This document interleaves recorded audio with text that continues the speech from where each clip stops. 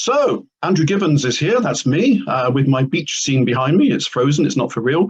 Who is for real, of course, is Rebecca Norton. Tell us who you really are and where you feel yourself to be really from, Rebecca. Thank you. Yeah, Rebecca Norton from Centre of Direction and from good old Sheffield. Good old Sheffield, I know it well from when I wasn't as old as I am now. Right, straight to the point. Today, we are going to work through, in a very practical sense, so stay with us. Don't just say, oh, no, they're boring already. We get interesting after all, we really do. We're going to talk about using the thinking environment, Nancy Kline's wonderful seminal work, in the context of meetings. Meetings of all sorts would explore all that sort of stuff, but it's about the practicality of using this stuff in the company of others. So, Rebecca, let's first of all explain what we mean by meetings.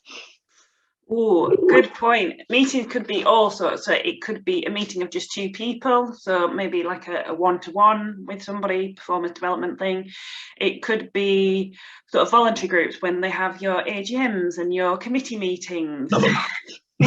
Oh yes, it could be work meetings. There's lots of different ways that this can be applied to meetings as such. So I guess any time that people come together is what we've been classed as a meeting. So it could be ad hoc. I didn't expect to have this meeting with you in a corridor. It could be online these days, which is most people's apparent norm for meetings. And that raises issues also about using the thinking environment in an online context. So we're liberally interpreting the word meeting. We are indeed, yeah. So it's whenever people come together, and this, I think, the thinking environment can be used in any of these situations. Wherever people come together, there is always a way that we can apply some of these thinking environment principles. I agree, both implicitly, intuitively, without thinking about it, as you become more familiar with it, I find, but also deliberately. When I have this meeting, I will behave this way type stuff. Right, we said we try and get through a lot in a relatively short time. The next note I've got is embedded behaviors. If we're going to change the way things are done, if we're going to change the way things have been done for rather a long time, very often, how do you feel about changing those embedded behaviors? How likely are they? What process needs to be gone through? Ooh, that's a difficult one, isn't it? I think, well, first of all, the key is a willingness to accept that things could be different. That's the first step. If you're not willing that things could be different, then it's not going to change at all. So there has to be I like that. I'm trying to do a signal now when I'm about to interrupt, so I don't look so rude. I like that. We hadn't rehearsed this, by the way. I didn't expect that, but I like it a lot. Willingness, because we shouldn't just assume there is a willingness. There might be a resistance. There often is a resistance. I think sometimes, unfortunately, unless things are introduced in the right way, people just get very cynical and think, actually, oh, here we go again, another change for change's sake. So there has to be a willingness to accept that there is an alternative to what they're currently doing. And a better alternative. Which is critical to some people. Or are you saying we aren't good? Well, yeah, frankly, yes, there is a better way to do this. And sometimes it's not actually necessarily that things are that bad, but we can accept that things could be better. So I think that's the other thing as well. It's not, I think that's helpful. It's not necessarily saying that things are broken or bad, but a willingness to accept that there could be a different, better way of doing it. So that's the first key to getting some movement and some change on there.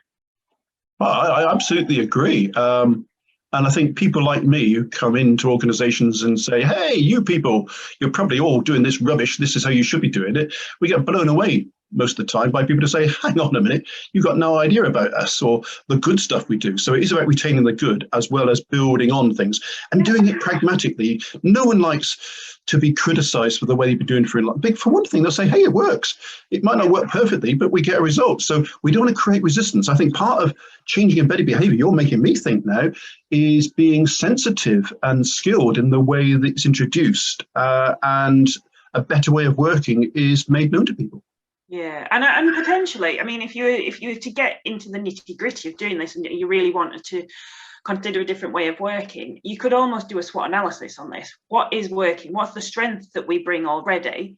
But what are the opportunities to change? And what are the areas that we need to develop? And actually take a more, that is very pragmatic, but potentially it could be quite it could be quite key, and it might help people to see that there is room for something different and there is opportunities to change and improve. That's interesting, isn't it? And we've got other issues to work on, so we're keeping this light, and we've got 3 or 4 other things we do want to raise. Nonetheless, you're making me think the more meaningful and the more powerful the means by which you introduce this and tease out and welcome and invite criticisms and resistance, that raises issues. Because if we say to people, if we're going to move from here to there, what would it take? So people will say, hey, it'll take a hell of a lot from me because I don't see any point. Yeah, and that's the key thing. Is one of the other things is changing some of those embedded behaviours is people have to understand why you want to change this, so that you need to overcome some of that resistance. There is often going to be resistance, so there has to be a good reason for people to be willing to engage in this. I think well, I keep wanting us to move on to the next point because we got 3 or 4 to do. Nonetheless, I'm staying with it because you need a champion. You need the champion to be strong enough, and that's typically the manager or the facilitator of the process when we're talking large groups and regularly meeting groups. Different again to talking ad hoc and that sort of stuff. But if you're talking with collections of people, you need someone in authority to be able to say, we're going to do this. I know you don't want to do it. I know you don't see any point. I'm going to give this a go. And if that person isn't resolute and isn't resilient to obstructions along the way, because this isn't going to be easy very often, if you haven't got that champion, you can't make this happen. Yeah, you do. And I think they need to be able to introduce it in a way that is sensitive, actually, as well. It's no good coming in and saying, right, that's it, we're doing it, everything different, this is how it's going to be. I think they have to come in sensitively, recognise that this may be uncomfortable, it may be different to what people used to, but that actually everybody benefits from going down this route and trying something different. It might not work straight away, they might have to tweak it, but everybody will benefit long term if everybody's willing to give it a go. Yeah, absolutely. And I guess what's also in there for me is what do people need to know about this model, this framework? It's not a theory. It's a very few words, the 10 components. I don't know, I'd adopt the last 5. There were 5 words in the last 5 of them. I've adopted for the incisive questions in there. But I mean, we're talking about 15 words here. So it's not a complex model. But I guess what I'm thinking is, how much do people need to know in order to meaningfully do what we're talking about? Say, yes, okay, I see what this requires us to do, and I can see this one's good. I'm not too sure about this one. Don't we do this already? And so we can't just telepathically expect people to pick up the model. We've got to go through some explanatory process so that people can make informed decisions and have their ideas informed by the model sufficient that they can say, okay, I get this now, I see where we're going. So that has to be done as well, doesn't it? Yeah, you do have to introduce the model and set some of the ground rules and explain. I think it's also it's not just a case of ground rule. I think the ground rules are there to create those boundaries and safe spaces.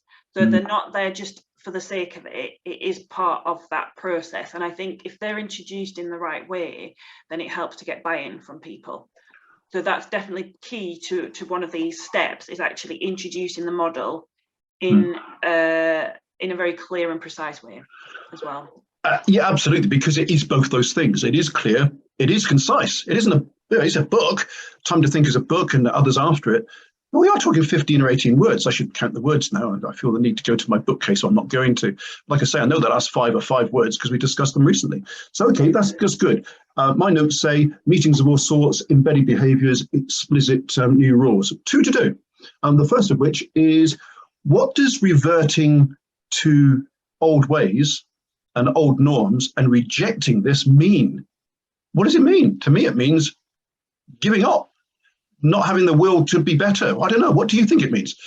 Yeah, I think potentially, this is going to sound probably quite awful, potentially laziness in some respects as well, because it is going to take effort to make this work. So you have to be committed to this process. So perhaps if people aren't willing to stick with it, that's showing a lack of commitment or an unwillingness to recognise that something could be better. And maybe that's it as well. Maybe if people revert to old ways is because they can't see the point or the benefit of doing something different and new. Or again, with my cynical hat on, perhaps it benefits them by staying with their old ways. Well, yeah, again, we're keeping this tight, so I can't go into all of those in the depth I'd like. But I think I like your first one. Maybe they're just lazy. I'm savage when it comes to this. I don't believe in excuses. I look for reasons. And I think a lot of people give excuses. They dress up as reasons. Well, we can't do this because. Usually it means I'm not prepared to make the effort. And it comes right back again to me of the person who's the champion in this process, which has got to be an internal person. It can't be someone who owns it from outside saying, hey, we're going to do this. Yeah, definitely. So it does take effort, it does take commitment, but then any habit does. To me, it's about what will, I like your word willingness, what will do the group collectively have to get better at what they do? And this is a strong vehicle, because my last point, as I seamlessly merge into the final point, is about, it's about working on any or all, because I know you're keen on saying it doesn't have to be all 10 components at once of the thinking environment. Working on any or all, it could be just on attention, it could be just on diversity, it could be just about incisive questions, it could be about combinations. Working on this model should be a positive vehicle for team development, irrespective of the context. We're talking about using it in meetings, and in a very general term, we're not getting into the process of doing that. So it's not just about using thinking environment in the process of meeting, it's about using the thinking environment implicitly or explicitly as a team development tool more generally. Yeah, I think because a lot of those 10 components would enable people to develop stronger relationships with others.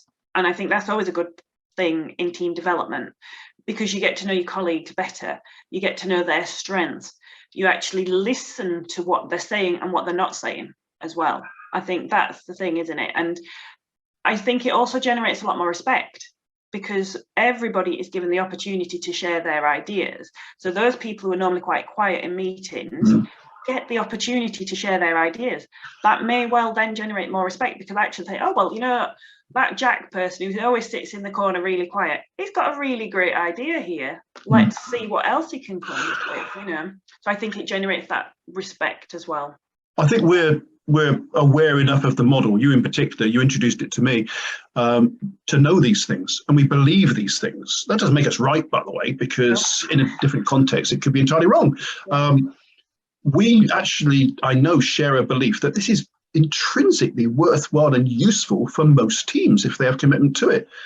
And to me, it's a very difficult position for anyone to say, no, we don't think this will help us, because I would say, are you doing this already? Because surely these are good things. As a benchmark, there's nothing at the very limit, or the very minimum, not the limit, just the opposite. At the very minimum, it should be about saying, here are 10 things that Nancy Klein says, in this context, a team, a meeting of people should do, and we do them all already. Aren't we wonderful? Well, great, well done. 100 out of 100. I don't think it's very likely. No, I think there's always room to develop and grow and change things around. And I think, yeah, it definitely helps. And I think the other thing about one of the aspects of the thinking environment is there is no hierarchy. So that helps to break down some barriers, and that can help with team development as well. If they see everybody as another human being who adds value, regardless of their role within the organisation, absolutely, that's bound to help with team development, isn't it? I feel we're trying to sell this out there. I'm not into that. I think what we're discussing here is a simple, concise, generic, any context model that says, at the very least, benchmark your existing practices. Yeah. Do you show attention? Do you show interest, respect, and fascination? Nancy says, but let's stop at fascination. We said that before. Do you even show respect and interest to each other? Do you show equality? Or do some people feel that they've got the floor and anybody else just listen to them? Are you inclusive? Do you show respect for diversity? The quiet people being invited to make the better contributions very often, the noisy people. It's all there. Yeah. I've spent 40 years of my life in the learning development business. I've had to attend a great many meetings. This doesn't happen. This does not happen. I have not seen a single meeting in a workplace that, for me, gets beyond the 50% mark, and that's been very generous, of Nancy Klein's 10 components. Yeah, and the thing is, meetings do you go to that you come away from thinking, well, that was a really excellent use of my 2 hours of time that I will never get back? I was thinking that in preparation for this, how often have I thought, well, I've got this meeting come up, this is going to be good. I'm going to get a lot from this. I'm going to learn a lot from this. And then afterwards, how often do I feel that was a really worthwhile use of my, did it really last that long meeting? No, and that's what we're talking about here, how to make meetings more effective using Nancy Kline's thinking environment model. Yeah, and I think that's the real benefit of it, is that they do improve the quality of meetings, and therefore you don't have to keep meeting for the sake of meeting to arrange another meeting to discuss what was supposedly arranged at the last meeting. I used to have meetings before meetings to agree what would happen in the meeting. Yes. I really did. So, folks, I hope that's been useful. What we're trying to get across to anybody that has the good sense to listen to this stuff is meetings can be better. We all know that. Here is a really useful model to benchmark that process at the very least. Yeah. Thank you. Thank you.